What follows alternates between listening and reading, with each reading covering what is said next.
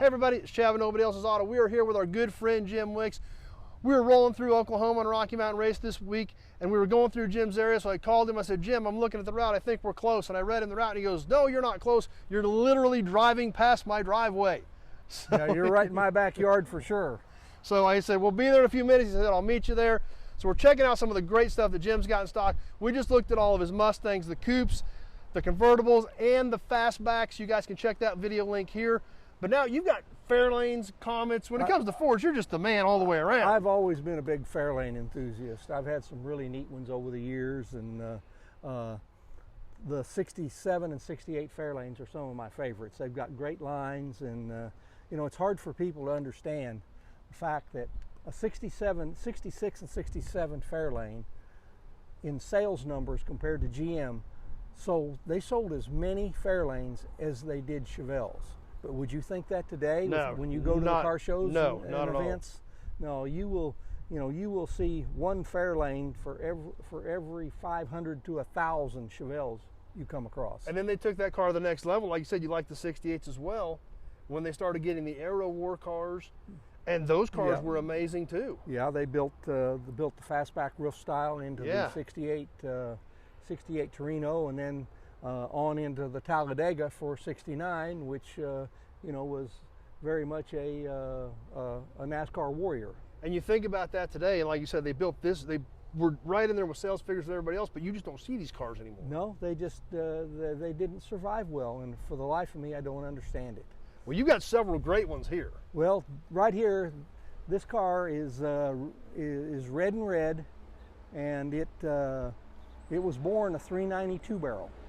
It's kind of odd. Yeah, that was, they didn't offer a small block 4-barrel. So if you wanted a 4-barrel carburetor, you had to jump up to the 390 GT.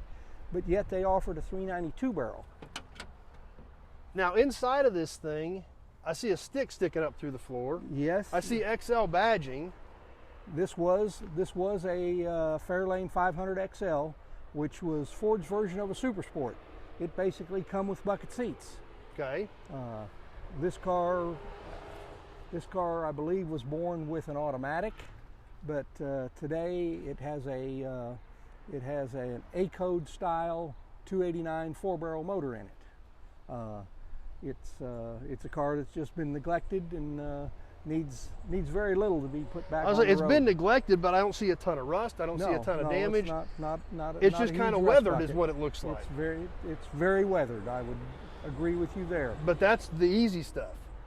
The stuff when you put your fist through the quarter panels, that's a problem. Yeah, the quarters and the doors are very nice. Well, you've got more Fairlanes, Comets, all kinds of cool stuff up this direction. Let's kind of swing over here and check some of those out. The 66 Convertible. And that looks like an amazing project. It is. This is a car that bad circumstances, family member got ill and they weren't able to finish it. I've known the people that had this car probably since the early 70s. Oh, wow. And this car was born, again, a 392 barrel. Okay. It has a GT hood on it. The bucket seats, of course, for it being an XL. It's got style steel wheels. It's got the 9-inch rear end as well. So a great starter car. This would be a really cool car to maybe put a Coyote or something modern in and rock and roll. And have a ton of fun with it. Put the top down and go. Super fun. I'm offering it right now, less engine and transmission, and it's a car someone needs to pay attention to. Yeah. And if they did want to go back with an original style engine, I bet you know a guy that probably knows how to set that stuff up. I know where there's a 390 GT motor and a C6 transmission that could be had to go with it. You've got a couple more up here. Let's walk around this Ford pickup and check out a Comet and another Fairlane. That is a real deal Mercury Cyclone.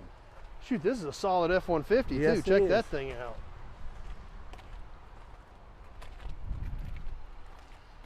So this is actually a Cyclone. Yes, this is a real deal Mercury Cyclone. This car had several differences between a Fairlane. One thing is that It's about this much longer in the back. If you open the trunk, you can see that there's an extension panel that goes from where the Fairlane panel would stop and brings the extension panel and the bumper mount panel back basically about another foot. These cars were very popular in drag racing. You know, some of the greatest names in drag racing had these cars in 64 and 5. Don Nicholson, Ronnie Sox. So this looks like a great project. It looks like it's all here. I don't see much rust. I mean, the quarter panels are super solid, and then something that's always a problem in these cars is the trunk floor, and it's absolutely as nice as you could ever find one. The inner corset is all good. It needs some interior work, and it needs a little bit of floor pan work, but this, again, I can't wait to see this car back on the road someday. Yeah, so this car's got a lot of future in it. And that's a super sharp little Fairlane over there. Yeah, there we have a 1966 Fairlane 500 XL. Again, back to the bucket seats. This car has a console. Very rare color combination in that I don't believe I've ever seen it before. The Wimbledon white exterior paint is very common, but it has Ember Glow interior, which is kind of a coppery bronze. And Ember Glow is the color of the 66 convertible that we reviewed earlier. Okay. This is a super solid car that came out of North Dakota, I believe. And again, a great one to enjoy just as it is. It's got power steering and power brakes. You know, putting vintage air on this would be very simple. So it'd make a heck of a driver. Yes, it would be a super driver. Well, once again, Jim, thanks. I appreciate you spending a few minutes with us, sharing some Fairlane and Comet knowledge with us, and some great cars. Absolutely. Just like you said, you don't see these cars that often. You've got several of them in stock right here. Well, referring back to the Comet, Hemmings Motor News did a special on Comets, on Cyclones, and in their determination, they figured there was less than 400 of the 64 and 5, or 65 Cyclone left. Oh, really? Because you can pretty much ask anybody, do you know of one? And they'll all shake their head and say, I can't tell you when I last saw one. So, were production numbers very high on the Cyclones? No, the Cyclones were fairly low. Okay, so fairly they didn't make many of them. Even though they were well known in drag racing, they did not produce that many of them. But, yeah, those cars were run in the AFX class with 427 high risers in them.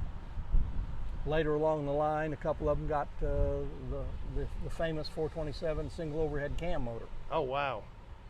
So, pretty neat stuff. So that car there could be a drag car clone. I mean, they're just, oh yeah, that car's good enough you could do anything with it. Endless possibilities, and I've always thought those cars had great lines. Yeah, they do. They're sharp cars. A little piece of information that if you take the door on the Cyclone